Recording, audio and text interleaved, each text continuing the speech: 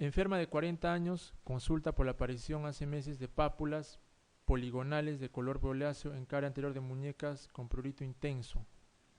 Además presenta lesiones en mucosa oral de aspecto reticulado blanquecino. El diagnóstico más probable es pápulas poligonales, no se olviden, líquen plano. Puede ser color violáceo, marroneáceo, inclusive puede ser eritematoso cuando recién está la lesión, ¿no?, activa. Líquen plano. Psoriasis es placa eritematoso-descamativa. Pityriasis rubra pilaris, bueno, no, las pueden poner como alternativa, ¿no?, dentro de del contexto de una pregunta, pero no es muy frecuente. PRP no es muy frecuente. Es un trastorno de la cornificación, ¿no? En este caso se presentan pápulas eritematosas descamativas, pápulas, ¿no?, a diferencia de las psoriasis que son placas eritematoso-descamativas. Dermatofitosis, la forma más frecuente de presentación no es una pápula poligonal.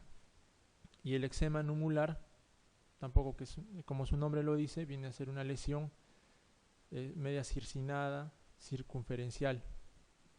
En este caso, líquen plano.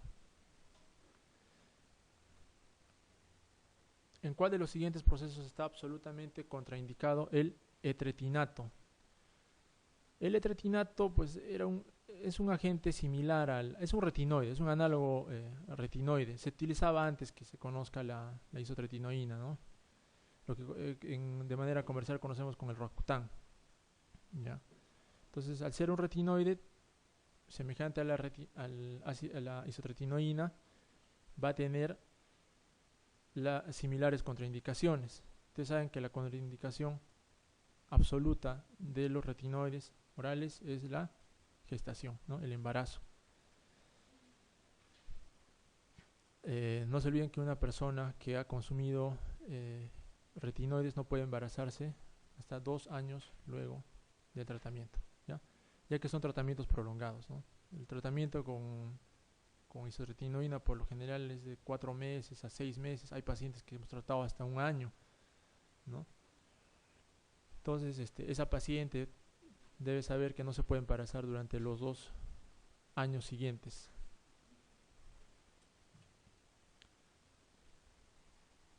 Obesidad mórbida. Hablemos un poco de los efectos colaterales de la isotretinoína. El más frecuente es resequedad de mucosas, ¿ya? Es el más frecuente, el efecto adverso más frecuente del consumo de isotretinoína, seguido por la hipertrigliceridemia. Es otro efecto adverso también frecuente, ¿ya? Otros están la psicosis. Hay una psicosis por isotretinoína, ¿no? Hay un síndrome de hipertensión endocraniana por la isotretinoína, ¿no? Esto producido por un pseudotumor cerebri, se llama, ¿no?, que se puede visualizar tomográficamente.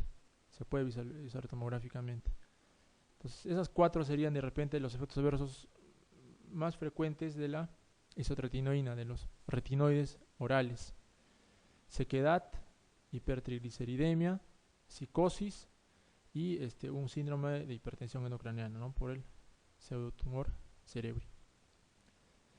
25. Una mujer joven consulta porque desde hace unas 2 semanas le han aparecido de forma eruptiva unas máculas y placas eritematosas en el tronco. Máculas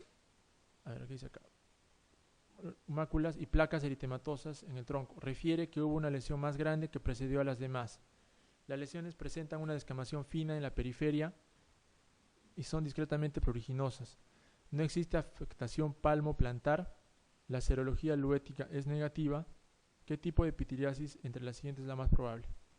Bueno, hemos hablado de pityriasis versicolor. Es una lesión hipopigmentada o hiperpigmentada. Puede ser marronácea en jóvenes deportistas, ¿no? Esa es la clave de la pityriasis versicolor. La sudoración hace que haya presentación de pityriasis versicolor. Pityriasis rubra pilaris, hemos señalado que son pápulas eritémato-descamativas, ¿no? No son placas. Pápulas eritémato-descamativas. Pityriasis lichenoide y varioliforme aguda también es una entidad rara, que igualmente se caracteriza por pápulas eritematosas descamativas. Es semejante.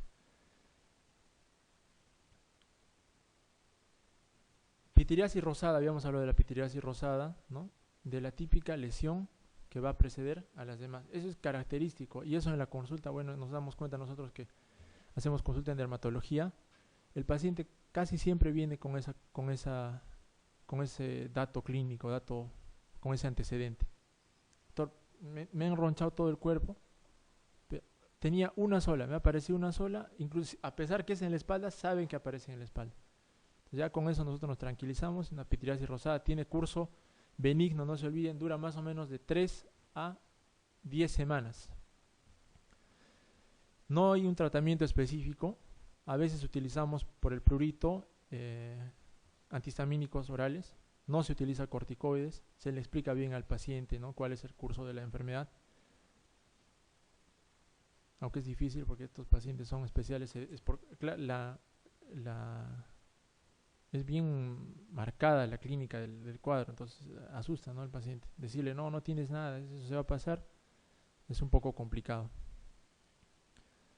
26. La presencia de lesiones blanquecinas anulares y lineales persistentes en el dorso de la lengua y mucosa yugal de un adulto sano sin otras manifestaciones cutáneas sugiere preferentemente el diagnóstico de lesiones blanquecinas anulares y lineales persistentes en el dorso de la lengua y mucosa yugal, tercio posterior del adulto sano sin otras manifestaciones cutáneas sugiere preferentemente el diagnóstico de leucoplasia vellosa oral. Habíamos hablado que es una lesión preferente en inmunosuprimidos, ¿no? No es, acá habla un adulto sano, ¿no? Siempre esas claves hay que tener en cuenta, ¿no? Adulto sano. Candidiasis de igual manera, ¿no? Un adulto sano no va a tener candidiasis espontáneamente. Lupus eritematoso se caracteriza también, ¿no?, y en todo caso las úlceras orales son un marcador de actividad, está dentro de los criterios para actividad del lupus cutáneo, pero habla de úlceras, no son lesiones lineales, anulares, no, son úlceras bien marcadas, el lupus eritematoso. En líquen plano sí, pues líquen plano presenta lesiones blanquecinas, generalmente, como dice acá el caso clínico, es en el tercio posterior de la mucosa yugal. A veces se asocia, no se olviden, bueno, antiguamente utilizaban sustancias en los preparados para la curación de dientes, para las no recuerdo este metal, pero es frecuente ver en estos pacientes que tienen amalgamas para la curación, que hagan líquen plano, hacen lesiones blanquecinas en el tercio posterior. Entonces es una reacción liquenoide. Entonces en este caso sería líquen plano. Papilomatosis florida oral, esta patología no está dentro del, no es un diagnóstico, ¿no? Papilomatosis florida oral no es un diagnóstico.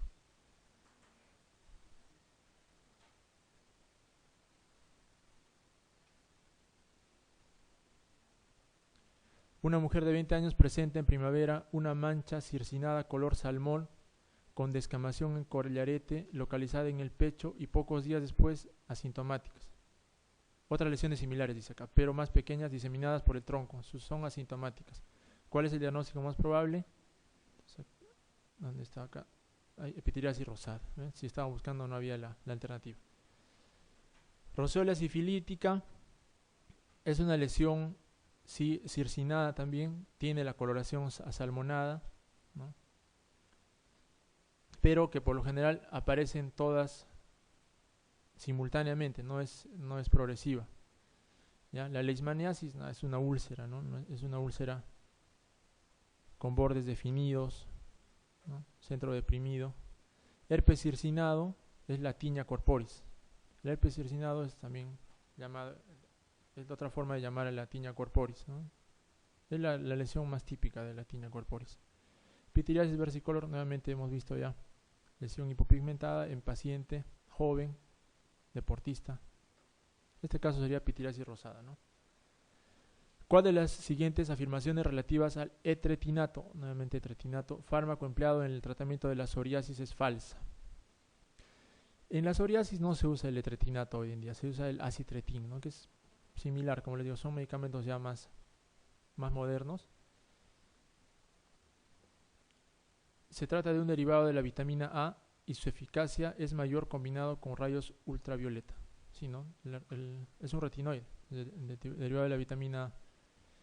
y su eficacia efectivamente es mejor con rayos ultravioleta. No se olviden que para la psoriasis extensa, psoriasis gutata en placas extensas, utilizamos fototerapia, PUVA, con radiación UVB o UVA. Su efecto secundario más común es la sequedad de piel y mucosas. Sí, hemos hablado de eso, ¿no? Que los retinoides producen sequedad de piel y mucosas. Si se usa en mujeres precisa anticoncepción eficaz durante el tratamiento y 2 años después. ¿Está bien? También. Su efecto colateral más severo es la hepatotoxicidad. Es el tratamiento de elección de la psoriasis de los pliegues. Bueno, no. El tratamiento de elección en psoriasis, bueno, en realidad, de acuerdo al tipo de psoriasis, va a haber un tratamiento de elección, ¿no? Más o menos les comento. Psoriasis en placa y en gotas, que no es severa, que son extensiones pequeñas, corticoides tópicos. ¿Ya? Corticoides tópicos. Psoriasis en placa o en gotas. Psoriasis en placa o en gotas que son muy extensas, corticoides tópicos, ¿no? De alta potencia, más metotrexate. ¿Ya? O también se puede usar retinoides orales, ¿no? Isotretinoína, acitretin. Hay una entidad que es la psoriasis pustulosa. Es el único tipo de psoriasis en la que se indica el corticoide oral. ¿Ya? Corticoide oral. Entonces, de elección, digamos, en psoriasis en placas pequeñas, corticoide tópico. Extensas, lesiones extensas, puede ser metotrexate o acitretin, ¿no? Más vía oral, obviamente, más corticoide tópico. Psoriasis pustulosa, corticoide vía oral, más metotrexate. ¿Ya? Entonces, eso hay que conocer de la psoriasis. Y la psoriasis en pliegues, que viene a ser la psoriasis inversa, el tratamiento es con metotrexate.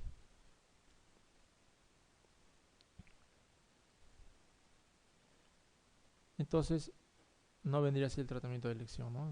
Esa es la alternativa falsa.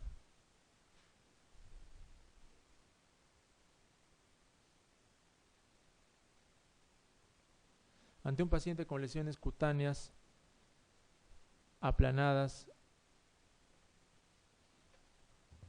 de pequeño tamaño y color violáceo con estrías de Wickman, de predominio en superficies de flexión, con afectación de mucosas, prurito y sin historia familiar, debemos pensar en primer lugar en lesiones cutáneas aplanadas, de pequeño tamaño y color violáceo con estrías de Wickman, de predominio de superficies de flexión, con afectación de mucosas, prurito y sin historia familiar. Debemos pensar en primer lugar en pitiriasis rosada. Habíamos hablado que son placas eritematosas con una lesión primaria. Pitiriasis liquenoide aguda.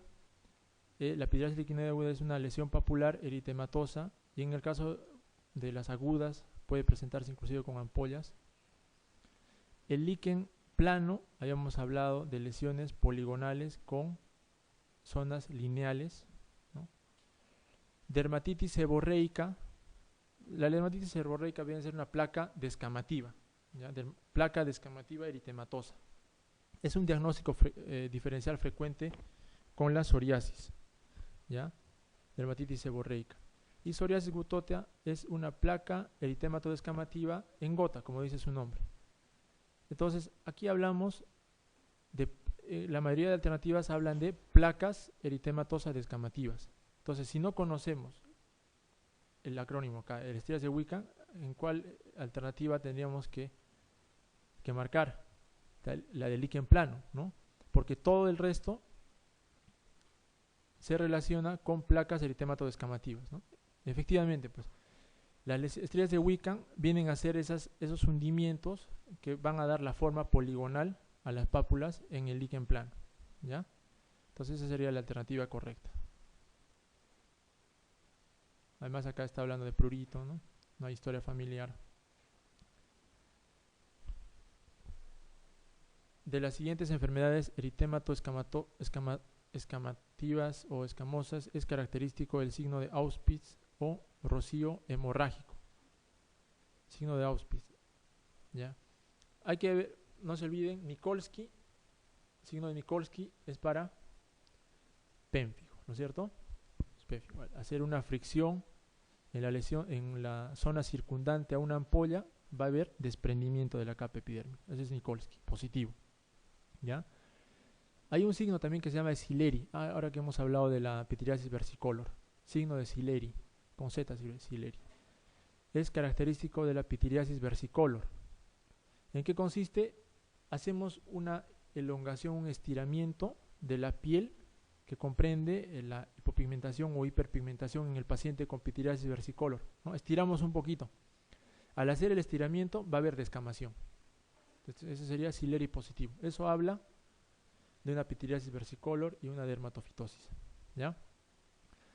¿Qué otro signo debemos saber? El signo de Auspitz, ¿no? El signo de Auspitz o rocío sangrante es característico de la psoriasis, ¿no? ¿Y por qué se produce? Habíamos hablado que hay una elongación, ¿no?, extrema de las crestas interpapilares, o sea que inclusive están ya saliendo hacia afuera, los dedos de guante. Entonces, al raspar nosotros vamos a llegar fácilmente a la dermis. Como se sabe, la dermis tiene componente vascular, entonces se empieza a sangrar inmediatamente, ¿ya? Entonces, signo de Auspitz, eso hay que saberlo, ¿no? Es en psoriasis. Pityriasis rosada de Gibert, no se olviden, es la lesión en escarapela. La inicial se llama lesión en escarapela, la heráldica, la primera lesión. Eczema seborreico, bueno, no tiene un signo típico. Pityriasis rubra pilaris tampoco. Hay un signo también en psoriasis que se llama el signo de la bujía. El signo de la bujía o de la parafina o de la cera de vela. Consiste en raspar la lesión y al raspar el producto de ese raspado asemeja a raspar una vela, ¿ya? Entonces, ese es un signo de la bujía. Ese es con fines de examen, ¿no? A veces se les ocurre preguntar ese tipo de cosas ahí en el residentado.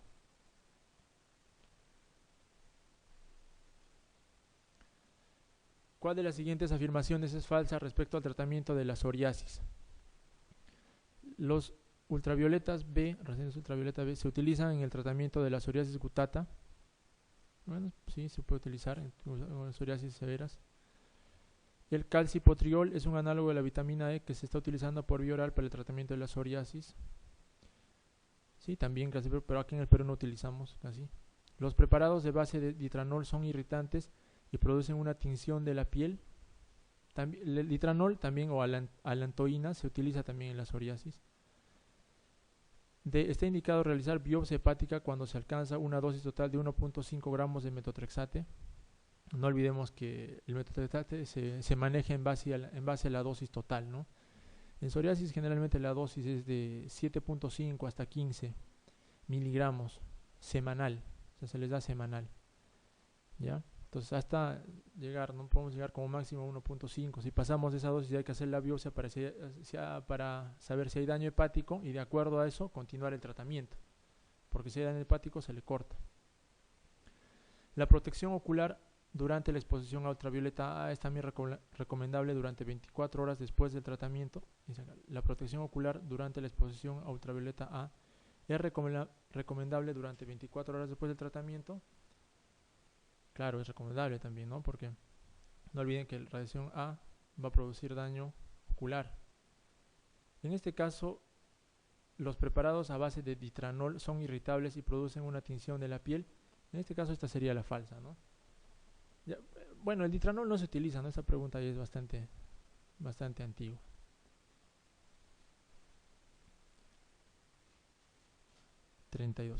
La fotoquimioterapia PUVA en el tratamiento de la psoriasis está contraindicada en psoriasis pustulosa palmoplantar, pacientes con más del 50% de la superficie corporal afecta, el embarazo,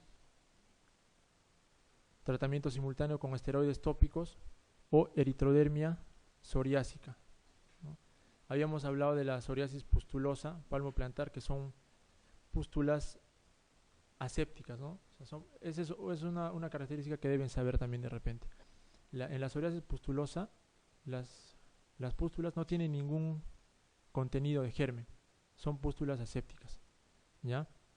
Habíamos dicho que el tratamiento de elección es los corticoides orales, la única psoriasis en la que se recomienda corticoides orales.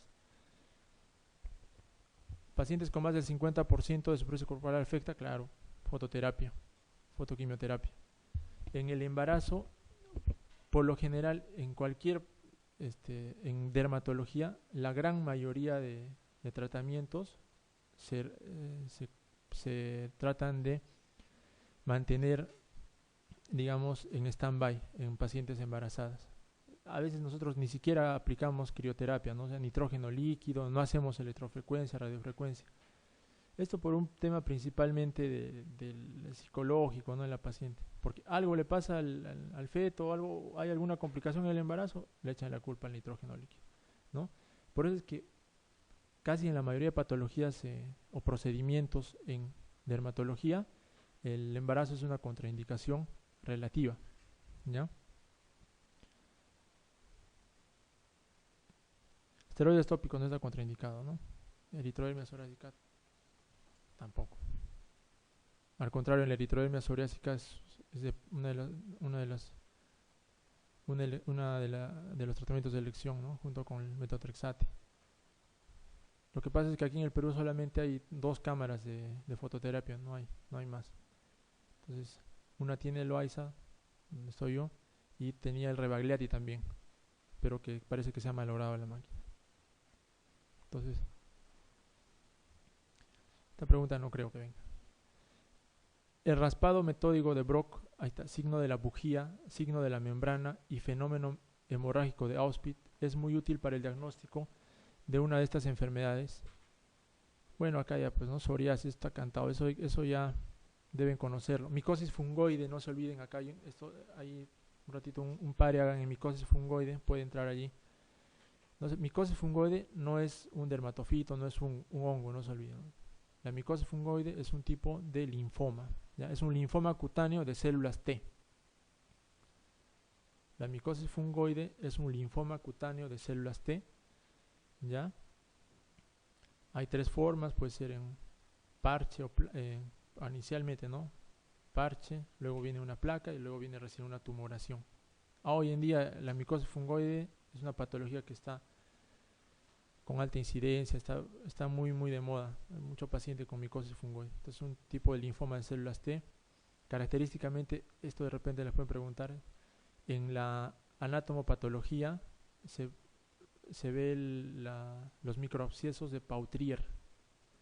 Microabscesos de Pautrier en la anatomopatología, ¿no? No se olviden, micosis fungoide no tiene nada que ver con hongos. Por ahí pueden querer confundirlos. Es un linfoma de células T. Hablando del linfoma de células T, también anoten síndrome de Sézary. El síndrome de Sézary, que es una forma severa del linfoma. Síndrome de Sézary.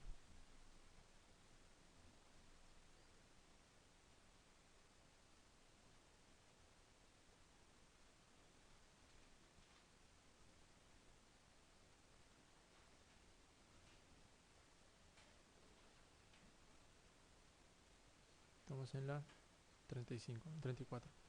A ver. Señale la afirmación correcta entre las siguientes respecto a la ictiosis y sus manifestaciones.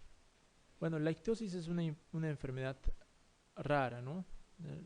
La ictiosis por lo general es hereditaria, pero puede haber una adquirida también, menos frecuente. Ambas son en general muy poco frecuentes, ¿ya? Hay varios tipos de ictiosis, ¿no? Hay una ictiosis lamelar, una ictiosis localizada, ¿no? Ictiosis se refiere a la descamación de la piel. Son pues los bebés peces que llaman ahí cuando, no sé si han visto en las noticias alguna vez. Entonces, es raro, es muy raro ver ictiosis. Sin embargo, hay que conocer nomás. No se olviden que es una enfermedad hereditaria, ¿no? Pero puede ser también adquirida. Hay una ausencia de la capa granulosa.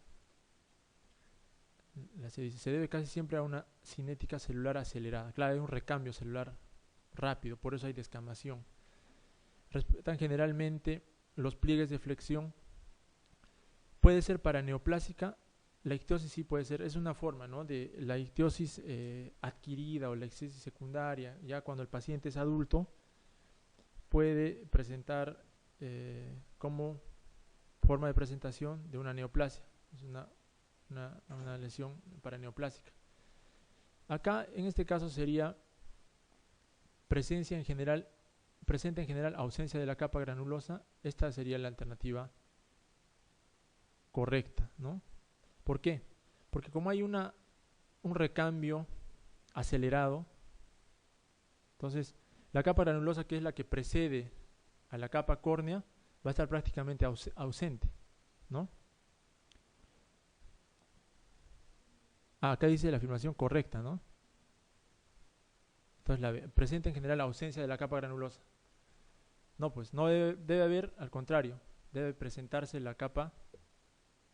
Pide, acá vamos a leer nuevamente. Señale la afirmación correcta entre las siguientes respecto a la ictiosis y sus manifestaciones. Suele ser de transmisión hereditaria, esa es correcta. Presenta en general ausencia de capa granulosa, no hay ausencia porque, como les digo, hay un recambio abundante. Se debe casi siempre a una cinética celular acelerada. Ustedes saben, casi siempre en los exámenes no hay que tomarlo en cuenta. Respetan generalmente los pliegues de flexión, no en las ictiosis hereditarias, son los bebé collodium, ¿no? Toda la estructura, toda la anatomía corporal va a estar afectada.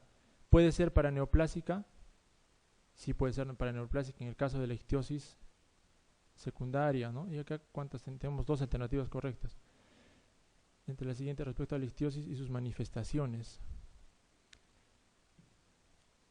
Acá tendríamos que marcar con respecto a la ictiosis hereditaria, ¿no? La A suele ser de transmisión hereditaria, ¿no? Hablando de la ictiosis que es más frecuente, la ictiosis en el nacimiento. Tampoco compleja esta pregunta.